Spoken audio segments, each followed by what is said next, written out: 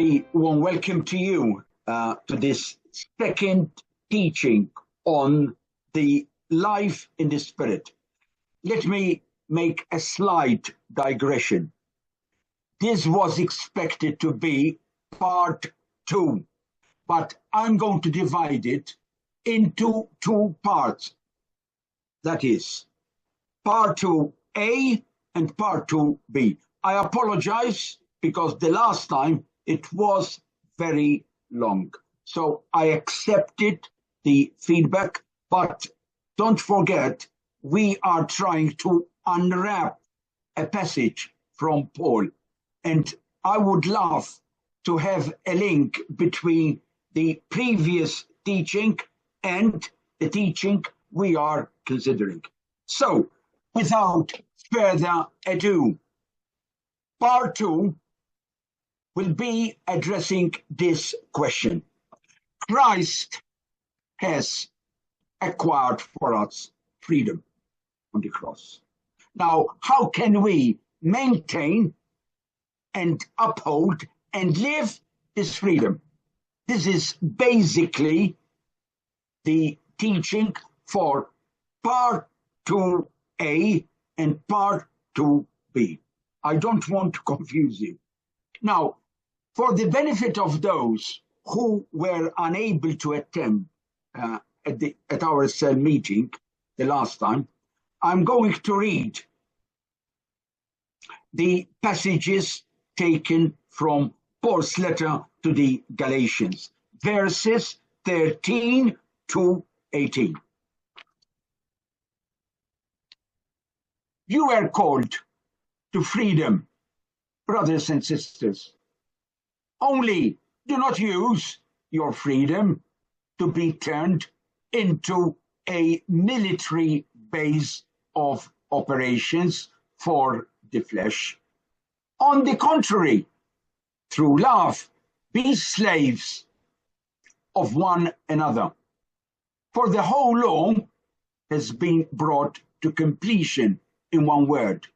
You shall love your neighbor as yourself. But if you bite and devour one another, watch out that you do not exterminate one another. That was the passage we tried to unwrap at our first meeting. Now let us move to the part 2a and b. And both teachings are going to be focused on this quotation. However, both quotes are interconnected. Paul continues, what I am saying is this: walk by the Spirit, and you will by no means fulfill the desires of the flesh. For what the flesh desires is opposed to the Spirit, and what the Spirit desires is opposed to the flesh. For these are opposed to each other to keep you from doing the things you want to do. But if you are led by the Spirit, you are not under the law. Now, let us connect with our first teaching for the benefit of those who were not present at the first teaching. Vicious rivalry was apparent among the Christian communities in Galatia. And this ferocious strife had been characterized by 2 ethical attitudes. One, legalism, and the other one, it was libertinism. With the result that freedom in Christ was not being expressed by the Galatian Christians. in mutual loving service, but as a base of operations for the flesh.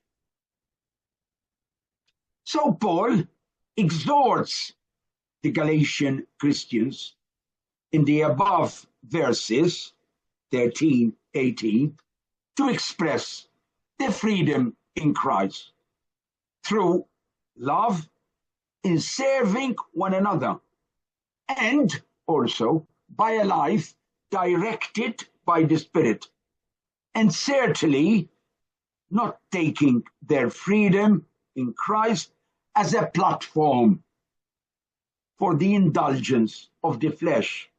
For the Spirit and the flesh are two entities in an ongoing opposition to each other. And when we say flesh is everything that is inimical, at enmity with the will of God shown to us in Jesus Christ. That's what we mean by flesh.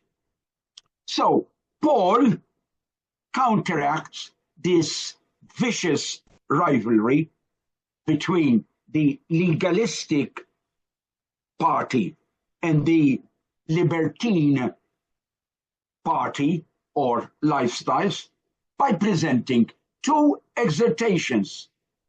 And I quote, 1, through love be slaves of one another. The second one was, walk by the Spirit. And how did he combine the two? These two exhortations by the expression, what I am saying is this, as if to highlight the fact that the first exhortation on mutual loving service is grounded and anchored and effected in the second on a Spirit-led behavior, and that both have similar results. What do I mean by that? Mutual service prompted by love is awakened internally by the Spirit. If you haven't got the Spirit, if I haven't got the Spirit, I cannot show mutual love, serve anyone. And secondly, Spirit-led life neutralizes all that emerges from the flesh, things that are inimical to God, and also we do not need the law. Let me explain more. Paul portrays Christian ethical life as a sober inebriation with the life of the Spirit, a life of consistent surrender to letting the Spirit have complete control. When a person walks by the Spirit, that is led by the Spirit, namely cooperates with, depends on, lives in, and responds to God's Spirit, he or she opposes and escapes both the power of the flesh and the power of the law. His or her life differs from both a legalistic and a libertine lifestyle, but this life entails a genuine ethical war. What is the war? It is to say, a real behavioral battle between the supra-human power of the personal Spirit of God and the supra-human power of the personified flesh, and which power one belongs to. So there is a conflict, and in this conflict between the Spirit and flesh, it is impossible for you and for me to be non-aligned, neutral. There is no neutrality. in this.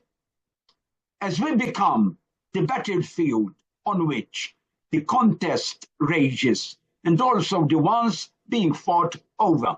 And you and I can speak for myself, we have experienced this in our lives, in our Christian life, or the dominance of the Spirit, or the dominance of the flesh. What is at stake is, in this battle, is our freedom in Christ, assured by the Spirit, yet challenged by the flesh. We are truly, certainly, faced with a dilemma and torn between two directions. We either serve the flesh or follow the Spirit. The flesh opposes the Spirit with the desire that we don't accomplish what we want to do when led by the Spirit, and the Spirit is in opposition to the flesh with the desire that we don't carry out what we want to do when guided by the flesh. So, what is the promise of the gospel as proclaimed emphatically, robustly, and convincingly, cogently by Paul? Is that life in the Spirit negates life controlled by the flesh. And I finish with this. And you, he is addressing to the Galatian Christians, but also to us as believers. If you allow the Spirit to take control, you will never carry out the desires of the flesh. God bless.